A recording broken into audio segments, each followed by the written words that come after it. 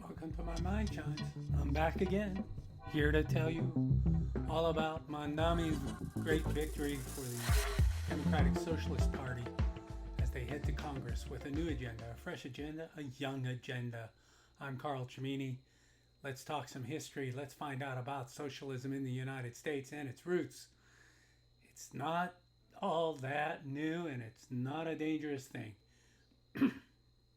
Excuse me. When blood runs through the workers' veins and ends up on the streets, people tend to unite.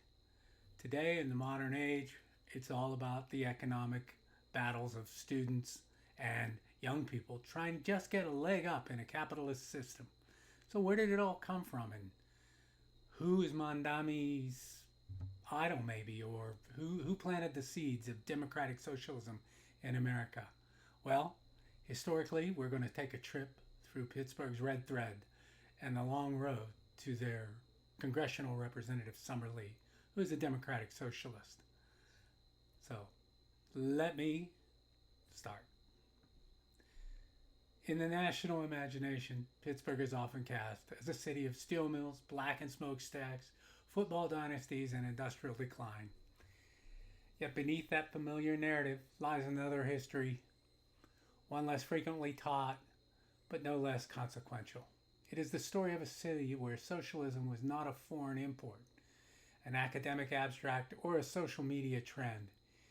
It was a lived political tradition forged in the furnaces of capitalism itself.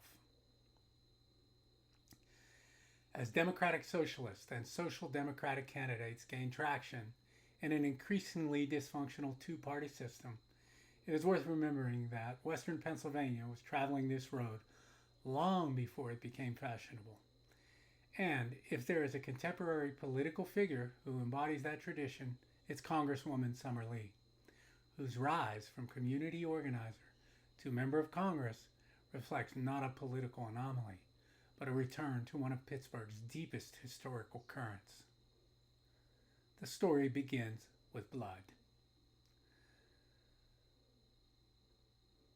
The wealth that built Pittsburgh's grand mansions and industrial empire did not emerge from innovation alone. It was extracted through grueling labor, dangerous workplaces, child labor, strike-breaking, and violent confrontations between workers and industrial magnates. The city's legendary robber barons, men like Andrew Carnegie and Henry Clay Frick, created fortunes so vast they transformed the American economy, but workers paid the price. The violence of industrial capitalism created its own opposition. By the late 19th century, Pittsburgh had become fertile ground for labor radicalism. In 1876, activists helped establish the Workingmen's Party, one of the earliest organized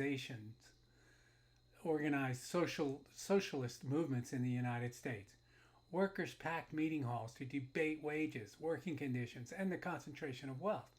Socialist newspapers circulated throughout the region. Union halls became universities of political thought. By the early 20th century, socialism had become so normalized in Western Pennsylvania that it occupied a visible place in the mainstream public life. Tens of thousands of Pittsburgh area voters cast ballots for Eugene V. Debb, the five-time Socialist Party presidential candidate whose call for economic democracy resonated deeply with industrial workers. At the time, this was not fringe politics. It was not to be bastardized by loudmouth Republicans. Socialism was considered a possible answer. The Pittsburgh Press regularly carried socialist bulletins.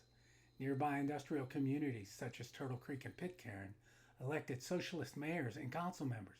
In steel towns stretching across the Monongahela River, socialist candidates became part of ordinary civic life. Perhaps nowhere was this more visible among the region's Finnish population, Finnish immigrant communities. In places like Monessen, Glassport, McKeesport, Finnish workers carried with them a rich cooperative tradition that blended labor activism, education, and community building. These red Finns established cooperative stores, mutual aid societies, educational programs, and enormous communities centered known as Red Halls. Far from being marginal institutions, these halls became anchors of civic life, often rivaling local churches in influence. They hosted dances, lectures, political meetings, theatrical performances, and language classes. For many immigrants, socialism was not simply a political ideology. It was a way of constructing a community capable of surviving industrial exploitation. Meanwhile, Pittsburgh's Jewish labor movement was building its own institutions.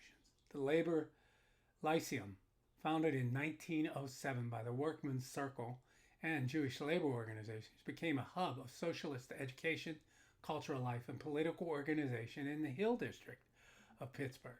Lectures on labor rights existed alongside theater productions, literary events, and community gatherings. Politics and culture were understood as inseparable. The ecosystem of radical thought produced newspapers, pamphlets, strike bulletins, and community organizations that chronicle a vision of democracy extending beyond the ballot box. Publications like The Allegheny Socialist documented struggles that mainstream institutions often ignored. Many of these materials remain preserved in the archives and special collections at the University of Pittsburgh, where researchers can trace the contours of a forgotten political world. That world never entirely disappeared.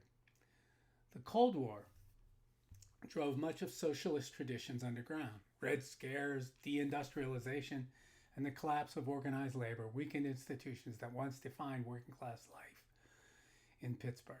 Yet fragments endured in union halls, community organizations, neighborhood activism, and the stubborn memory of communities that understood economic power and political power as inseparable. The election of Summer Lee represents the emergence of that tradition in the new century, in today's world. Lee's victories were frequently described by national media as evidence of growing progressive movement. They were that, but they were also something more local and historical. Her success was rooted in communities that have spent generations organizing around labor rights, racial justice, economic inequality, and democratic participation. What appears new from Washington often looks familiar here in Pittsburgh. The language has changed. Steel mills have given way to hospitals, universities, technology firms, and service sector employment. The demographics of the movement have evolved. Yet the core questions remain remarkably consistent. Who benefits from economic growth? Who controls political power? Who has a voice in shaping society? Those questions animated the Red Finns of Monessen. They inspired labor lyceum organizations in the Hill District. They motivated Deb voters throughout Allegheny County, and they continue to animate the political coalition that propelled Summer Lee to Congress. For generations, America's political establishment has treated socialism as an exotic ideology imported from somewhere else. Pittsburgh suggests otherwise. They thought the establishment thinks of socialism as a dangerous thing. Social democracy and labor radicalism were not foreign intrusions into American life. They emerged organically wherever workers confronted concentrated wealth and sought democratic solutions. In Western Pennsylvania, they became woven into the region's identity. The red thread running through Pittsburgh history is not one of revolution. It is one of democratic participation, collective action, and the persistent belief that ordinary people deserve a meaningful voice in the institutions that control and govern their lives.